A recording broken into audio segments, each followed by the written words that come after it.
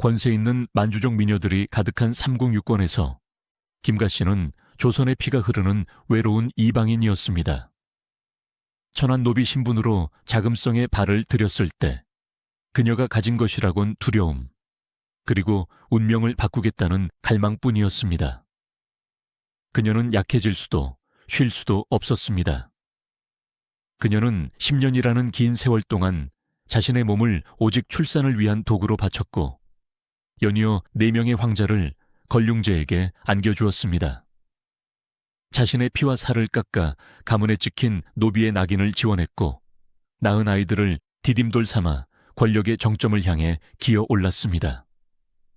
하지만 비극적이게도 그녀는 이 치열한 생존 전쟁에서는 승리했으나 시대의 편견 앞에서는 무참히 패배했습니다. 모든 생명력을 쏟아붓고 42세의 나이로 쓰러지던 순간 그녀는 뼈아픈 진실을 마주해야 했습니다.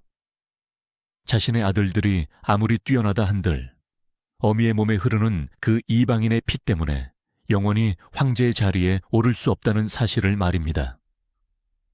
그녀의 이야기는 자금성의 화려한 시절이 아닌 그녀가 태어나기 86년 전인 1627년의 비극에서 시작됩니다. 한반도 북쪽 국경, 평화롭던 의주 땅에 후금이라는 거대한 폭풍이 몰아닥쳤습니다. 바로 정묘호란이었습니다. 철기병의 말발굽은 조선의 강토를 짓밟았고 수만 명의 백성들이 하루아침에 포로가 되었습니다. 그들은 굴비 엮이듯 줄에 묶인 채 살을 내는 차가운 압록강을 건너 낯선 땅으로 끌려가야 했습니다. 그 비참한 행렬 속에 김씨의 증조부 뻘되는 김신달이라는 사내가 있었습니다. 그는 불타는 고향집과 안개 너머로 사라지는 조국의 산천을 향해 마지막으로 고개를 돌렸습니다.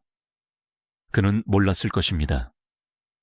그 마지막 시선이 영원한 이별이 되리라는 것을요.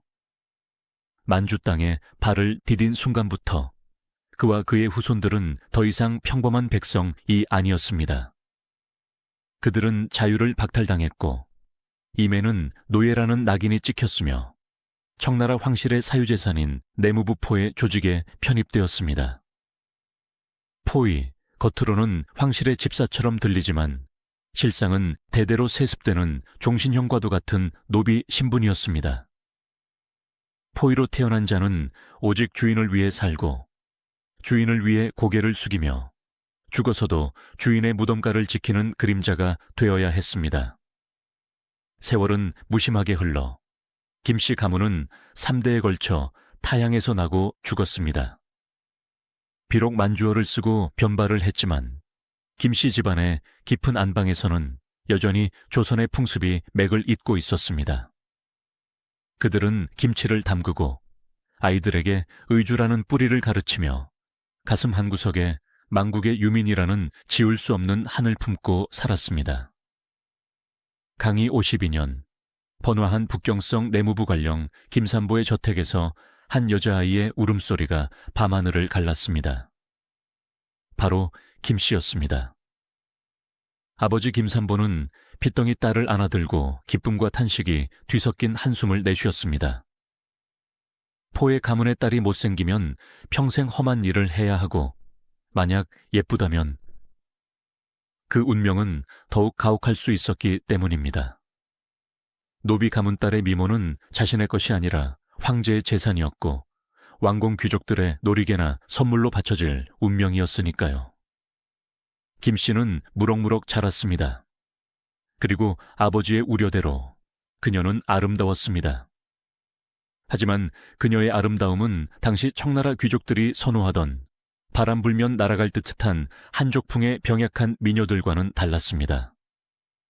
그녀에게는 조선 여인 특유의 건강함이 있었습니다. 보름달처럼 둥글고 복스러운 얼굴, 흰 피부, 반짝이는 눈망울, 그리고 무엇보다 풍만하고 생명력이 넘치는 육체.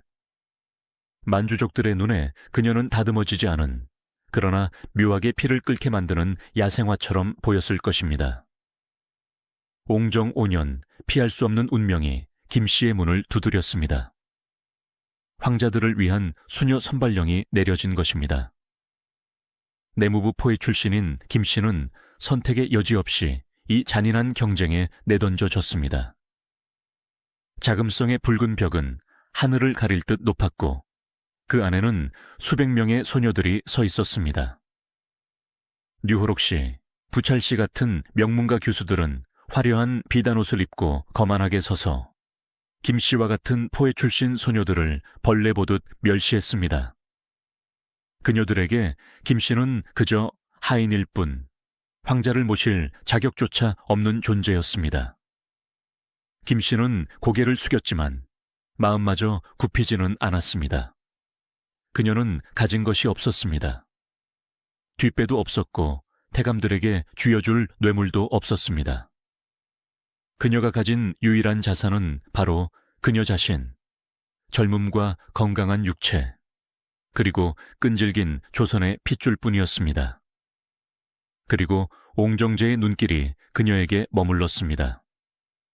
황제는 가냘픈 귀족 영예들과 달리 아이를 쑥쑥 잘 낳을 것 같은 건강하고 관능적인 김 씨를 눈여겨보았습니다. 그녀는 옹정제의 넷째 아들, 훗날의 걸륭제인 홍역의 잠저로 배정되었습니다. 하지만 신부는 처참했습니다. 정실 부인인 적복진도, 측실인 측복진도 아니었습니다. 그녀에게 주어진 신부는 격계, 청나라 황실에서 공주를 뜻하기도 하지만 왕부 내에서는 가장 낮은 단계의 시첩, 즉 고급 하녀나 다름없는 신분이었습니다. 족보에 이름조차 올릴 수 없는 미천한 위치였습니다. 홍역의 잠저는 이미 전쟁터였습니다. 훗날 효현 순왕후가 되는 명문가 출신의 부찰씨, 그리고 총애를 독차지하고 있던 고씨 등 쟁쟁한 여인들이 버티고 있었습니다. 이 화려한 모란곳들 사이에서 이름 없는 들꽃인 김 씨는 어떻게 살아남아야 했을까요? 그녀는 신화 그림으로 그들과 경쟁하려 들지 않았습니다. 대신 그녀는 가장 낮은 곳에서부터 홍역의 마음을 파고들었습니다. 홍역이 정무에 지쳐 돌아올 때 따뜻한 찬물을 대령하고 다리를 주무르며 아무것도 요구하지 않는 헌신적인 태도로 그를 맞이했습니다. 도도한 고씨나 엄격한 부찰씨에게서는 느낄 수 없는 편안함과 안락함. 그리고 무엇보다 홍역은 김 씨의 그 이국적이고 풍만한 육체에 점차 빠져들었습니다. 북경의 차가운 밤, 조선의 피가 흐르는 여인의 품은 젊은 황자에게 거부할 수 없는 안식처가 되었습니다. 하지만 김 씨는 순진하지 않았습니다. 등 뒤에서 들려오는 조선에서 온 종년, 색으로 주인을 홀린 천한 것이라는 비웃음을 그녀는 똑똑히 듣고 있었습니다. 그녀는 알았습니다. 남자의 총에는 아침 이슬처럼 더 덥다는 것을. 이 지옥 같은 계급 사회에서 살아남기 위해 그녀에게는 영원히 부서지지 않는 무기가 필요했습니다. 바로 황자였습니다. 1735년 북경의 종로에서 울려 퍼진 종소리가 옹정제의 붕어를 알렸습니다. 홍역이 황제에 등극하니 그가 바로 걸륭제입니다. 잠저의 문이 닫히고 식인 꽃과 같은 자금성의 문이 열렸습니다.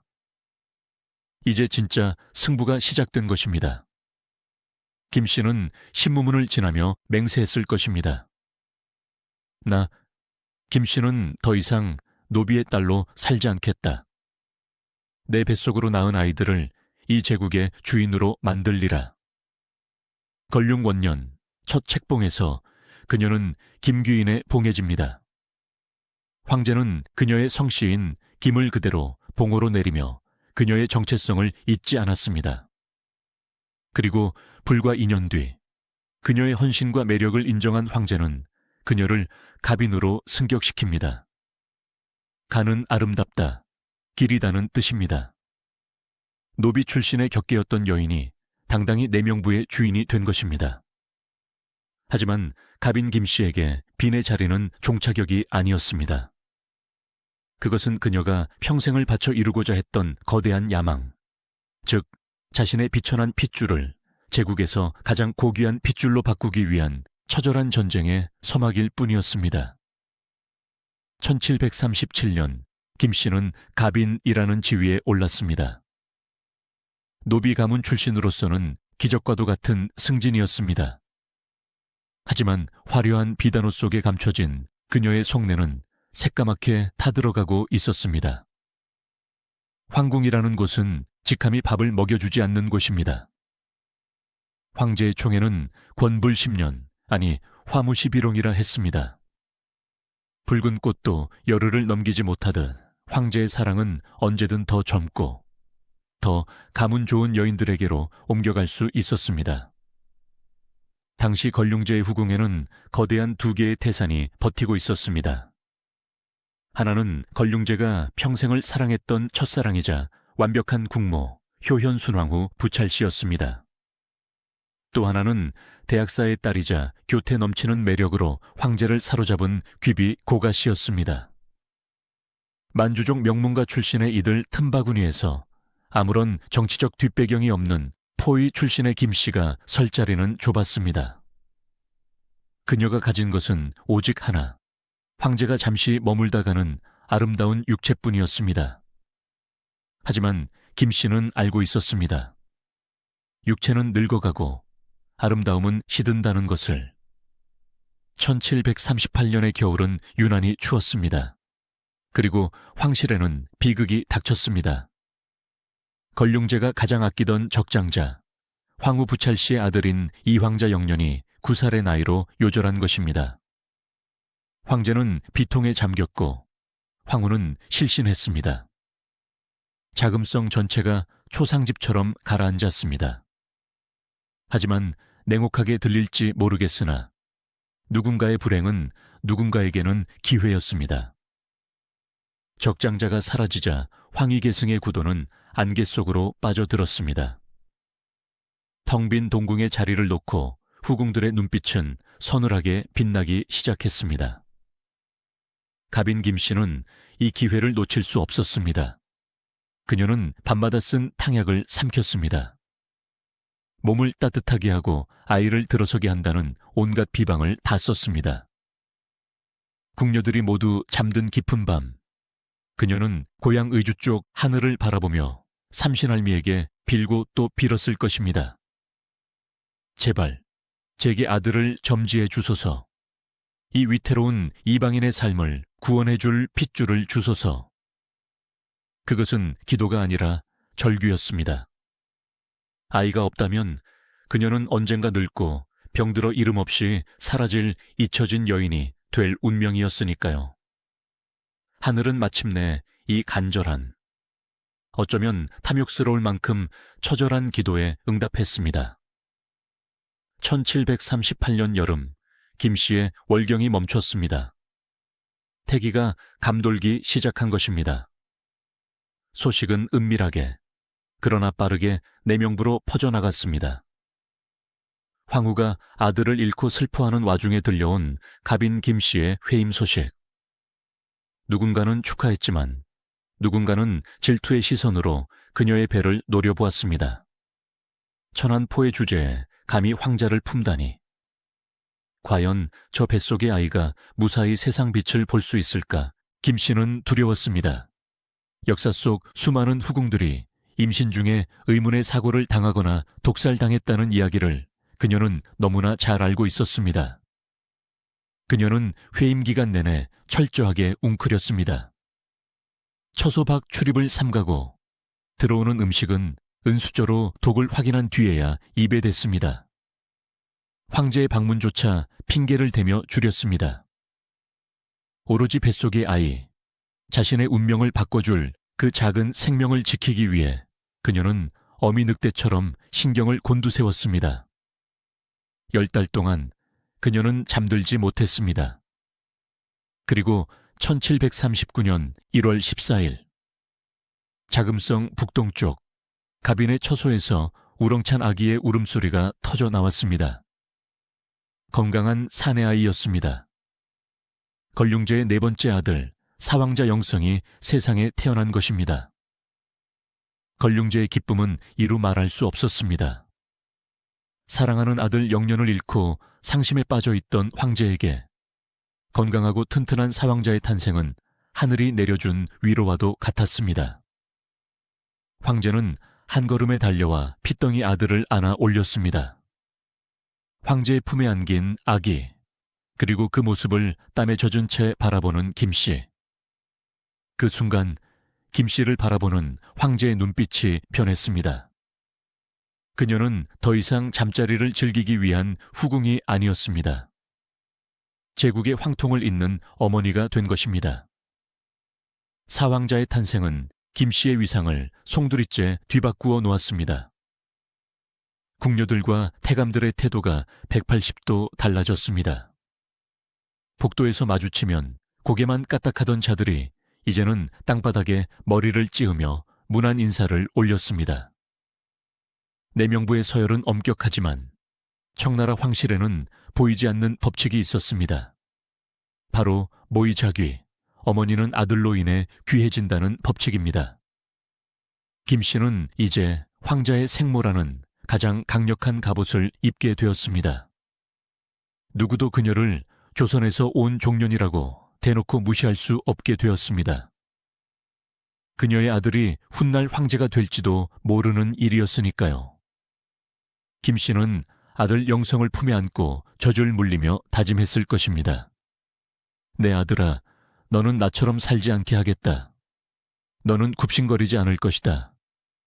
너는 만주족 귀족 아이들보다 더 높이 올라가 천하를 내려다보게 될 것이다.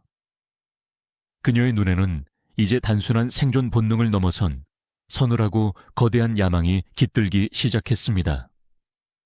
그녀는 아들을 통해 자신이 결코 가질 수 없었던 존엄을 쟁취하고자 했습니다. 1741년 걸륭제는 대대적인 후궁 봉작을 단행합니다. 황자를 낳은 공로를 인정받아 갑인 김씨는 갑이로 승격됩니다.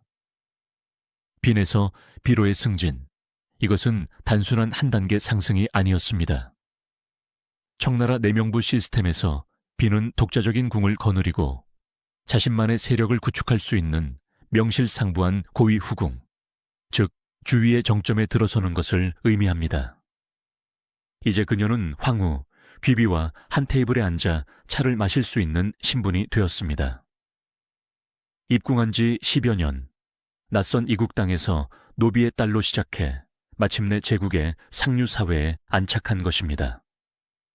갑이 책봉식을 받던 날, 김씨는 금실로 수놓아진 화려한 조복을 입고 단상에 섰습니다. 그녀의 발 아래에는 수많은 만주족, 몽골족, 한족 비빈들이 머리를 조아리고 있었습니다. 하지만 인간의 욕심에는 끝이 없는 법일까요? 아니면 벼랑 끝에서 살아온 자의 본능일까요? 정상에 오른 김씨는 만족하지 않았습니다. 그녀는 사왕자 영성 하나만으로는 부족하다는 것을 직감했습니다. 황실의 아이들은 바람 앞의 등불처럼 쉽게 꺼지곤 했습니다. 병으로 죽고 사고로 죽고 암투에 휘말려 죽습니다. 그녀는 자신의 권력을 그리고 아들의 안전을 지키기 위해 더 많은 방패가 필요하다고 생각했습니다. 하나로는 부족하다. 더 나아야 한다. 황제가 나를 찾을 때 내 배는 쉬지 않고 불러야 한다. 그녀는 자신의 몸을 돌보지 않았습니다. 30이 가까워오는 나이, 당시로서는 적지 않은 나이였지만 그녀는 다시 한번 황제의 아이를 갖기 위해 매진합니다. 걸륭제 역시 건강하고 활력이 넘치는, 그리고 자신에게 아들을 낳아준 김씨에게 더욱 깊이 빠져들었습니다. 병약하고 예민한 다른 후궁들과 달리 김씨는 언제나 생명력이 넘쳤고 황제에게 편안한 안식처이자 즐거움이었습니다. 권력의 맛을 본 김씨, 그녀의 시선은 이제 더 높은 곳, 황후의 자리 바로 밑, 아니 어쩌면 그 이상을 향하고 있었습니다. 자금성의 붉은 벽 안에서 조선의 피를 가진 여인의 위대한 그리고 위험한 도전은 이제 막 1라운드를 마쳤을 뿐이었습니다.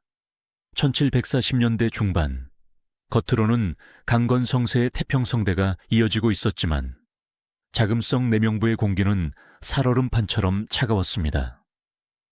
황제 권룡의 곁을 지키던 거대한 거목들이 하나둘씩 쓰러지기 시작했기 때문입니다. 1745년 권룡제가 정신적으로 가장 의지했던 여인이자 총애의 상징이었던 해현황귀비 고가씨가 병으로 세상을 떠났습니다. 고가씨의 죽음은 내명부의 권력 지형을 송두리째 뒤흔들었습니다. 황후 부찰씨는 연이은 자식의 요절로 심신이 피폐해져 있었고 다른 비빈들은 아직 어리거나 힘이 없었습니다. 바로 이 거대한 권력의 공백기, 태풍의 눈 속에 갑이 김씨가 서 있었습니다. 경쟁자가 사라진 황궁은 김씨에게 기회의 땅이었습니다. 당시 그녀는 건강했고 황제의 총애를 받고 있었으며 무엇보다 이미 든든한 장남을 슬해 두고 있었습니다. 그녀는 이 기회를 놓치지 않았습니다. 그녀는 물 들어올 때 노를 젓듯 황제의 허전한 마음을 파고들었습니다. 1746년 7월 15일 자금성의 한여름 더위를 뚫고 또다시 아기 울음소리가 김씨의 처소에서 터져 나왔습니다. 권룡제의 8번째 아들 팔황자 영선의 탄생이었습니다. 이것은 단순한 출산이 아니었습니다. 그것은 김씨가 황궁 내에서 불가침의 성욕을 구축했음을 알리는 신호탄이었습니다. 수많은 비빈이 평생 황제의 얼굴 한번 제대로 보지 못하고 늙어갈 때 김씨는 연달아 황자를 생산하며 황실의 대를 잇는 유일한 대안으로 자리 잡았습니다. 저 여인의 배는 쉬지도 않는가. 질투 어린 시선들이 그녀의 등 뒤에 꽂혔지만 김씨는 아랑곳하지 않았습니다. 2명의 황자를 거느린 그녀의 위세는 하늘을 찔렀습니다. 서역에서 진상된 보석, 강남에서 올라온 최고급 비단은 황후의 궁으로 들어간 뒤 그 다음은 어김없이 김씨의 처소로 향했습니다. 그녀는 이제 누구의 눈치도 보지 않는 명실상부한 황궁의 실세가 되어가고 있었습니다. 하지만 운명은 그녀에게 가장 높은 자리를 허락하기 위해 가장 잔인한 대가를 요구했습니다. 1748년 청나라 역사상 가장 격동적이고 슬픈 해가 밝았습니다. 황제와 함께 동쪽으로 순행을 떠났던 효현 순왕후 부찰씨가 배 위에서 돌연병사한 것입니다. 국모의 죽음, 권룡제는 비통함에 미친 사람처럼 울부짖었습니다. 황후의 장례 기간 동안 황제는 신하들을 무자비하게 처형하거나 유배 보내며 슬픔을 분노로 표출했습니다. 조정은 공포에 질렸습니다. 그러나 바로 그 죽음과 공포의 해에 김씨의 배는 다시 불러오고 있었습니다. 황후의 3년상을 치르는 엄숙한 기간이었지만 황제의 핏줄을 잉태한 김씨만큼은 예외였습니다. 권룡제는 아내를 잃은 슬픔을 김씨와 뱃속의 아이를 통해 보상받으려 했습니다. 1748년 권룡제는 파격적인 조서를 내립니다. 셋째 아들을 임신 중이던 가비 김씨를 가기비로 진봉한 것입니다. 귀비, 내명부 서열 3위. 하지만 당시 상황을 보십시오. 황후는 죽었고 황귀비 자리는 비어 있었습니다. 유일한 경쟁자인 한귀비가 있었지만 아들이 없었습니다. 즉 아들을 둘이나 둔 가기비 김씨는 사실상 내명부의 최고 권력자나 다름없었습니다. 조선에서 끌려온 노비 가문의 딸이 대청제국 황궁의 꼭대기에 선 것입니다. 의주에서 압록강을 건너던 그녀의 조상들이 보았다면 기절할 만큼의 영광이었습니다. 하지만 신은 인간이 오만해지는 것을 두고 보지 않았습니다. 귀비 책봉의 기쁨이 채가시기도 전인 그해 7월, 김씨는 9번째 황자를 출산합니다. 그러나 아이의 울음소리는 너무나 약했습니다. 불길한 예감은 틀리지 않았습니다. 9 황자는 태어난 지 얼마 되지 않아 세상을 떠나고 맙니다. 화려한 귀비의 관복을 입은 김씨는 차갑게 식어가는 갓난아이를 품에 안고 오열했습니다. 가장 높은 자리에 오른 그 해에 가장 소중한 생명을 잃은 것입니다. 이때 김 씨의 내면은 무너져 내리고 있었을지도 모릅니다. 하지만 그녀는 귀비였습니다. 그녀는 마음 놓고 울 수도 없었습니다. 마마, 우시면 안 됩니다. 지금 황제 폐하께서는 황후 마마를 잃고 예민하십니다. 마마까지 약한 모습을 보이시면 총애를 잃으십니다. 유모의 다급한 만류에 김 씨는 입술을 깨물며 눈물을 삼켰습니다. 그래, 나는 울 자격도 없구나. 이 자금성에서는 슬픔조차 사치일 뿐이다. 그녀는 눈물을 닦고 거울 앞에 앉아 다시 화장을 고쳤습니다. 창백한 얼굴을 붉은 연지로 가리고 싸늘하게 식은 가슴을 화려한 보석으로 덮었습니다. 아들을 잃은 어미가 아니라 제국의 귀비로서 황제를 위로해야 했기 때문입니다. 이 지독한 이중생활, 이것이 바로 자금성 여인들의 비극이었습니다. 아이러니하게도 구왕자의 죽음은 김 씨를 더욱 독하게 만들었습니다. 그녀는 남은 두 아들, 사왕자 영성과 팔왕자 영선에게 병적으로 집착하기 시작했습니다. 특히 장남인 사왕자 영성에게 거는 기대는 광기에 가까웠습니다. 당시 황후가 낳은 적자들이 모두 요절한 상황에서 김 씨의 아들인 내황자는 황제에게 남은 가장 나이 많은 아들이었습니다. 영성아, 네가 황제가 되어야 한다. 네가 용상에 앉아야만 이 어미의 출신 성분이 세탁될 수 있다. 너는 죽은 내 동생 목까지 살아야 한다. 그녀는 밤늦도록 어린 아들을 붙잡고 공부를 시켰고 황제의 눈에 들기 위한 처세술을 가르쳤습니다. 그것은 교육이 아니라 생존을 위한 조련이었습니다. 어머니의 한 맺힌 야망을 짊어진 어린 황자의 어깨는 무거웠습니다. 1748년의 끝자락, 가기비 김 씨는 자금성의 높은 성벽 위에 서서 지는 해를 바라보았습니다. 그녀는 생존 경쟁에서 승리했습니다. 빈에서 비로, 그리고 귀비로. 하지만 그녀의 곁에는 따뜻한 동료도, 진심 어린 친구도 없었습니다. 오직 그녀의 자리를 노리는 젊은 후궁들의 시선만이 늑대처럼 번득이고 있었습니다. 특히 영수궁의 젊은 비빈 위씨가 무섭게 치고 올라오고 있었습니다. 김 씨는 옷깃을 여미며 다짐했습니다. 아직 끝나지 않았다. 내게는 아직 마지막 승부수가 남아있다. 그녀는 늙어가는 육체를 다시 한번 불태워 황제를 자신의 침소로 끌어들일 계획을 세웁니다. 이것은 그녀의 생명을 건 마지막 도박이었습니다. 1750년대로 접어들며 자금성의 계절은 다시 바뀌고 있었습니다. 황후의 자리는 한비나랍 씨가 차지하여 내명부를 장악했고 영수궁에는 젊고 영리한 영비 위씨가 혜성처럼 등장해 황제의 총애를 독차지하고 있었습니다. 화무시 비롱이라 했던가요? 황제의 사랑은 영원히 한 곳에 머물지 않았습니다. 젊음은 무기였고 늙음은 죄악이 되는 곳이 바로 황궁이었습니다. 어느덧 39이 된 가기비 김씨. 당시 기준으로 40을 바라보는 나이는 이미 노년에 가까웠습니다.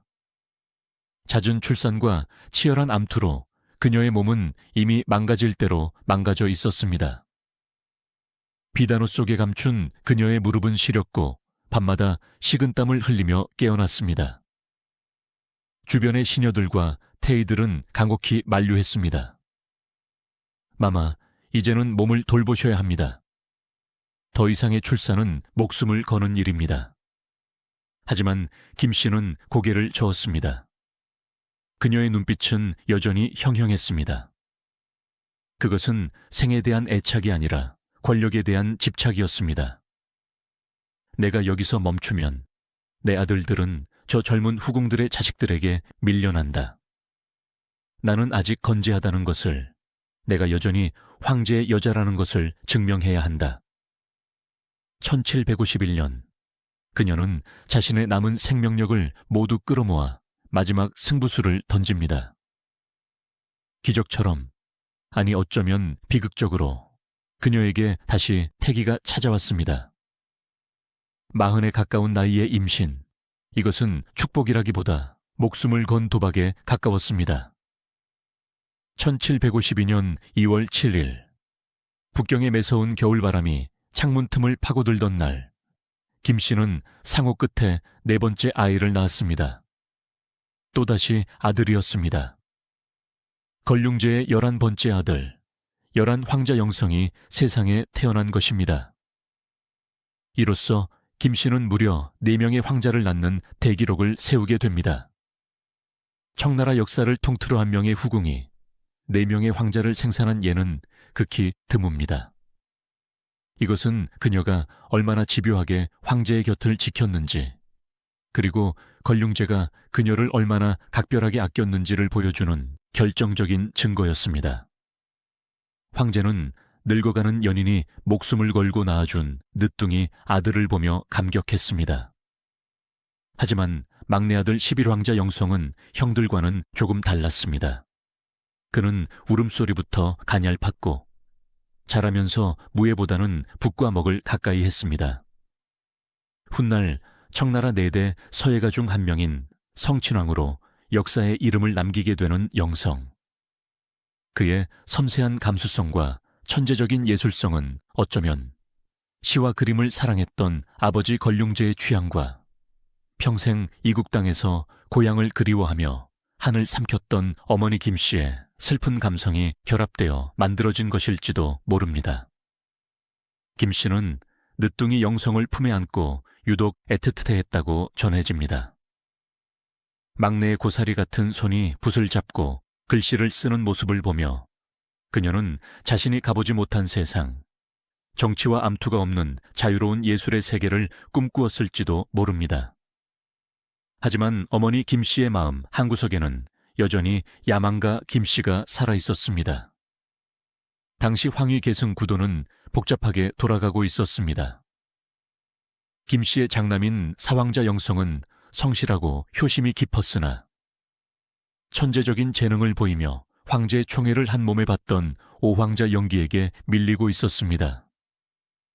게다가 새 황후 나랍씨가 적자를 낳으면서 서자인 사황자의 입지는 더욱 좁아졌습니다. 조정 대신들 사이에서는 은밀한 수군거림이 돌았습니다.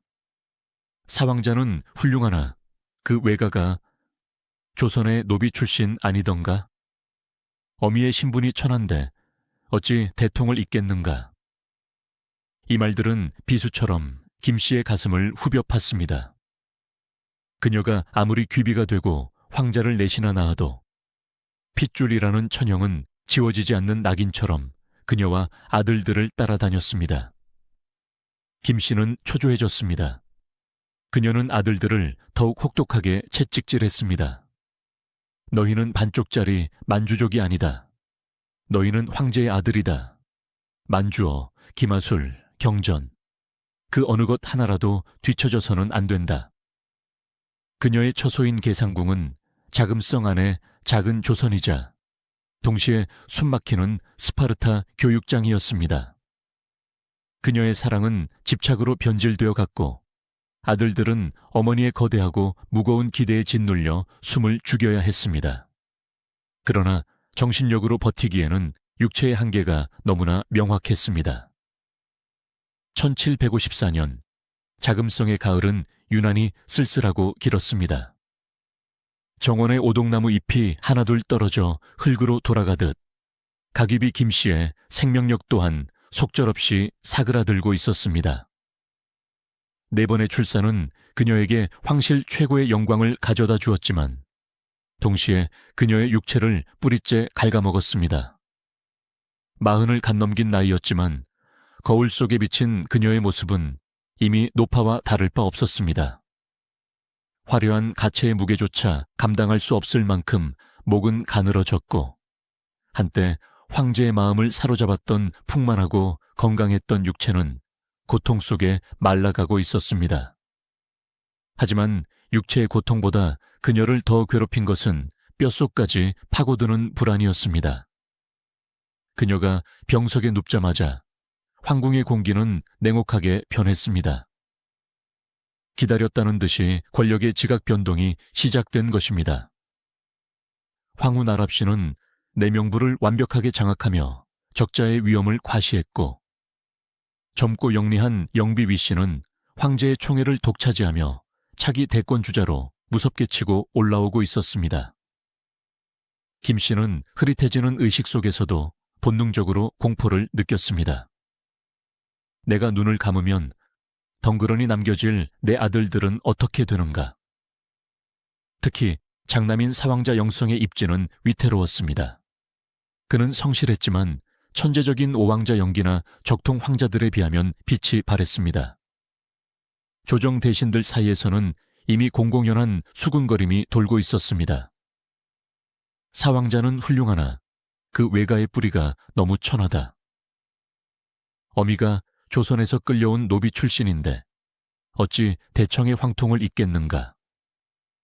평생을 그림자처럼 따라다닌 이방인, 포위, 노비 가문. 이 지독한 꼬리표가 자신에 대해서 끝나지 않고 금지옥엽 같은 아들들의 발목을 잡고 있었던 것입니다. 김씨는 뼈저리게 깨달았습니다. 자신이 아무리 귀비가 되어도 근본적인 신분이 바뀌지 않는 한 아들들은 영원히 반쪽짜리 황족구로 멸시받을 수밖에 없다는 사실을 말입니다. 그녀는 결심했습니다. 죽기 전에 이 지독한 굴레를 내 손으로 끊어내야 한다고. 그것이 어머니로서 자식들에게 남겨줄 수 있는 유일하고도 가장 위대한 유산이 될 것이라 믿었습니다. 1755년 죽음의 그림자가 문턱까지 들이닥친 어느 날, 김씨는 마지막 남은 힘을 짜내어 걸륭제와의 독대를 청합니다. 걸륭제가 침전으로 들어왔을 때 김씨는 시녀들의 부축을 받아 힘겹게 몸을 일으켰습니다. 황제는 옛 연인의 처참하게 변해버린 모습을 보며 눈시울을 붉혔습니다. 하지만 김씨의 눈빛만은 20년 전 처음 황자를 만났던 그날처럼 형형하게 빛나고 있었습니다. 이것은 사랑을 구걸하는 자리가 아니었습니다. 생의 마지막을 건 단판의 자리였습니다. 폐하, 신첩의 몸은 이미 다했습니다. 하오나 신첩이 차마 눈을 감지 못하는 것은 오직 아이들 때문입니다. 제 미천한 출신이 훗날 아이들의 앞길에 걸림돌이 되지 않게 해주소서. 그녀의 요구는 명확하고 대담했습니다. 자신의 친정 가문인 김씨 일족을 황실 노비 신분인 내무부 포위에서 해방시켜 줄 것. 그리고 그들을 만주족 최고의 귀족 집단인 만주 정황기에 편입시켜 달라는 것이었습니다. 정황기는 황제가 직접 거느리는 상삼기 중 하나로 청나라 최상위 귀족들만이 속할 수 있는 곳이었습니다. 더 나아가 조선식 성씨인 김뒤에 아름다울까 자를 더해 만주식 성씨인 김가씨로 바꿔달라고 간청했습니다. 이것은 단순한 계명이 아니었습니다. 나는 이제 더 이상 조선의 노비가 아니다. 나는 만주족 명문가다라는 선언이자 아들들을 완벽한 만주족 혈통으로 다시 태어나게 하려는 필사적인 신분 세탁이었습니다. 걸륭제는 고뇌했습니다. 후궁의 친정을 포위해서 상삼기로 격상시키는 것은 전례가 드문 파격적인 특혜였습니다. 만주족 대신들의 반발이 불보듯 뻔했습니다. 하지만 황제는 눈앞에서 죽어가는 여인을 외면할 수 없었습니다. 20년 가까이 자신의 곁을 지키며 4명의 아들을 낳아준 여인. 고향을 등지고 이 먼 타국에서 오직 자신만을 바라보며 온갖 멸시를 견뎌내고 살아온 이 가엾은 여인의 마지막 소원을 들어주지 않을 수 없었습니다. 황제는 떨리는 목소리로 약속했습니다. 그대의 뜻대로 하리라. 그대의 가문을 드높여 아이들이 부끄러움 없이 살게 하겠다. 그 순간 김씨의 창백한 얼굴에 희미한 미소가 번졌습니다. 그것은 승리의 미소였습니다.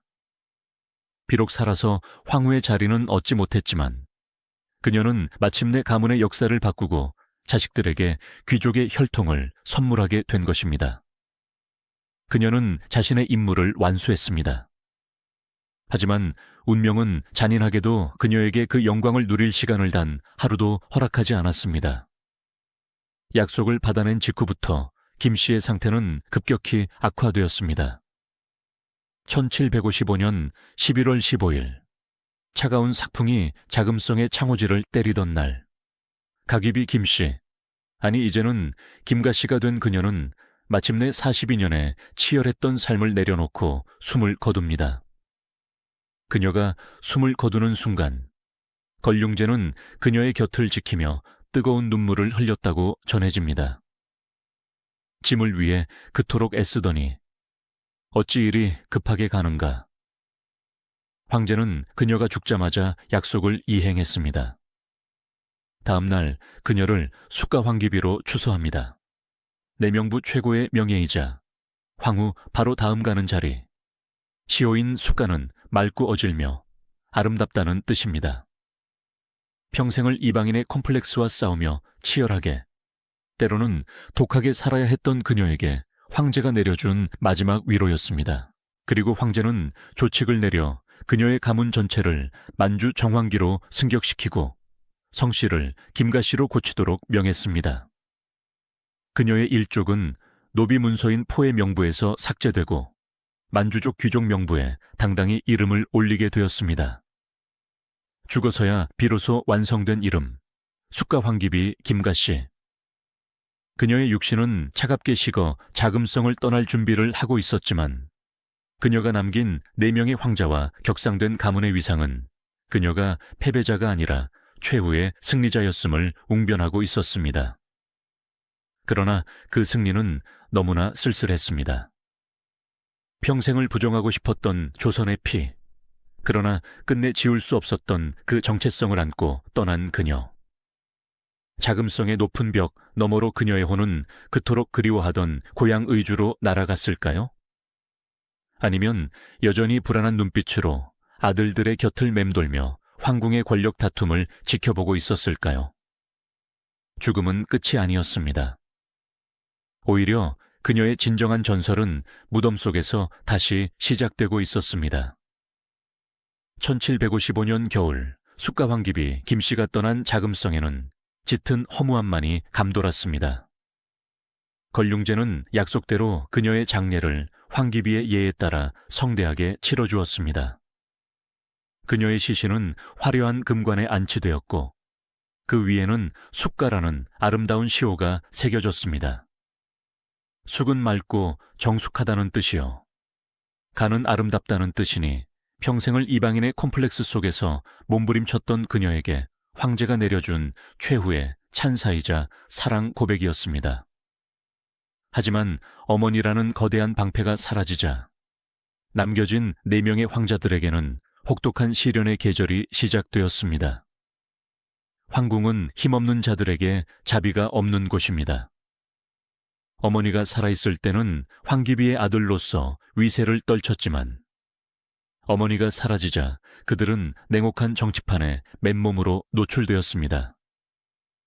특히 김씨가 자신의 모든 것을 바쳐 황제로 만들고자 공을 들였던 장남 사황자 영성의 운명은 비극적이었습니다. 어머니 김씨는 죽기 직전 아들을 김가씨라는 만주족 명문가로 세탁해 주었지만 황제의 마음속에 있는 혈통의 벽까지는 넘지 못했던 것일까요?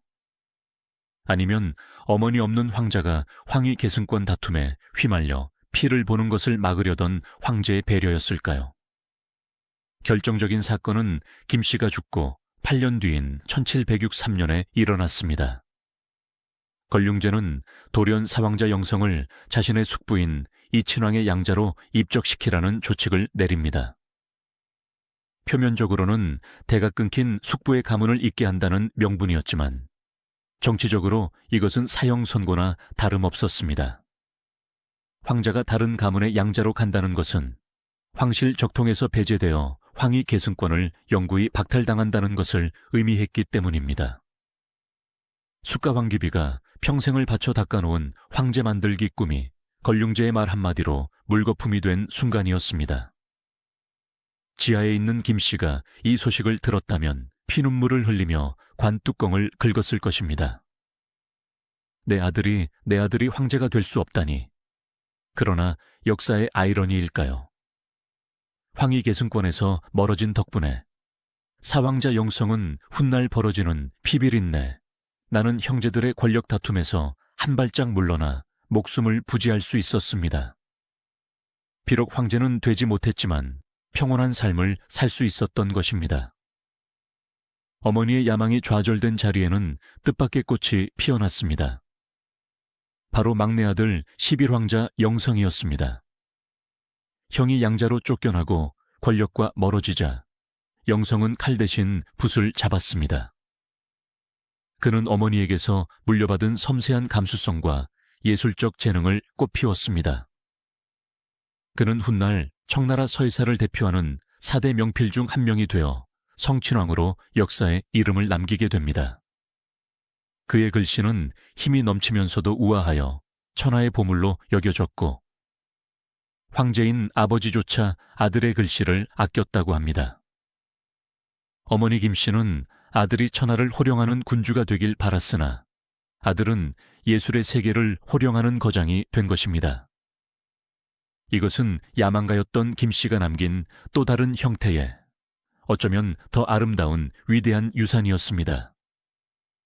1757년 걸륭제는 숙가황귀비 김씨의 관을 자신의 수릉인 유릉의 지하궁전에 안치하도록 명합니다. 이것은 실로 파격적이고도 영광스러운 대우였습니다. 황제의 무덤인 유릉 지하궁전은 아무나 들어갈 수 있는 곳이 아니었습니다. 오직 황제와 황후, 그리고 황제가 가장 사랑했던 극소수의 여인만이 들어갈 수 있는 성역이었습니다. 차가운 지하궁전의 돌문을 열고 들어간 그곳.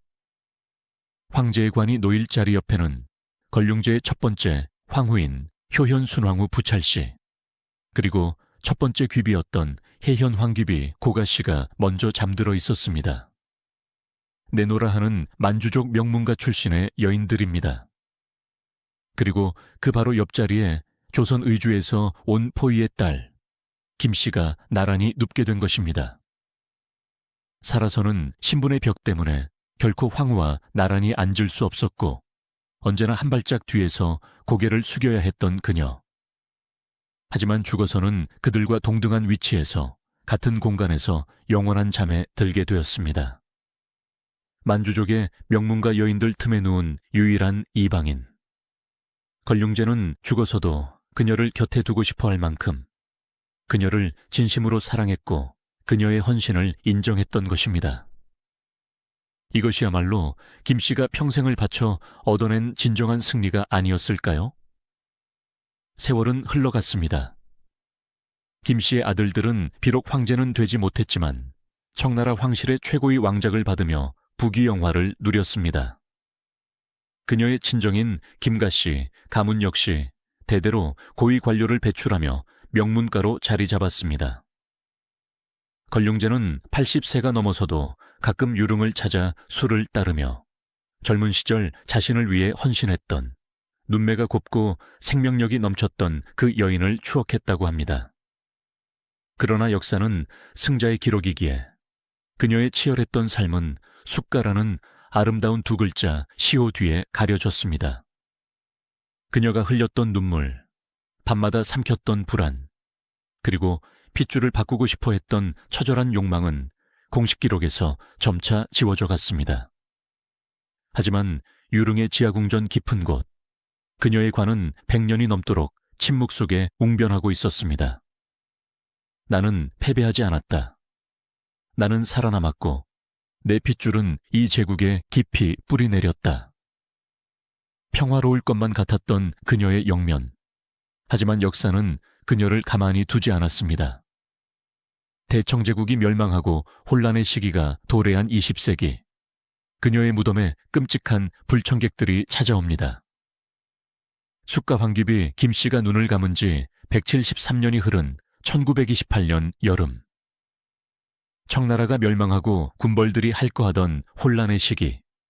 걸륭제의 무덤인 유릉의 끔찍한 불청객들이 찾아왔습니다. 군벌 손전영이 이끄는 도굴 부대였습니다. 군자금을 마련한다는 명분 아래 그들은 대청제국 황실의 마지막 자존심을 짓밟았습니다. 그들은 육중한 지하궁전의 돌문을 폭약으로 부수고 난입했습니다. 그곳에는 걸륭제와 2명의 황후, 그리고 김씨를 포함한 3명의 황귀비가 잠들어 있었습니다. 100년 넘게 어둠 속에 잠들어 있던 김씨의 관도 탐욕스러운 손길을 피할 수 없었습니다. 도굴꾼들은 보물을 꺼내기 위해 황제와 후비들의 관을 도끼로 부수고 시신을 끄집어내어 내동댕이 쳤습니다. 이 과정에서 참혹한 광경이 벌어졌습니다. 지하궁전에 차오른 진흙탕 물 위로 걸륭제와 김씨, 그리고 다른 여인들의 유골이 뒤엉켜 떠다니게 된 것입니다. 훗날 소식을 듣고 달려온 청나라 황실의 후손들이 수습에 나섰지만 이미 누구의 뼈인지 구별할 수 없을 정도로 뒤섞여 있었습니다. 결국 후손들은 수습된 유골들을 하나의 관에 합장할 수밖에 없었습니다. 오늘날 미디어는 그녀를 악녀로 묘사하지만 사실 그 표독함은 아무런 뒷배경 없는 낯선 이국 땅에서 살아남기 위해 둘러야 했던 가시 갑옷이었습니다. 비록 아들을 황제로 만들겠다는 꿈은 좌절되었지만 그녀는 김가씨로 성씨를 바꾸면서까지 자식들을 지켜냈고 그 후손들은 대륙의 명문가로 단단히 뿌리내렸습니다. 만주족 황비라는 화려한 가면 뒤에 숨겨진 끝내 지울 수 없었던 조선의 딸의 영혼. 청나라 황궁을 삼킨 붉은 꽃, 숫가 황귀비 김씨.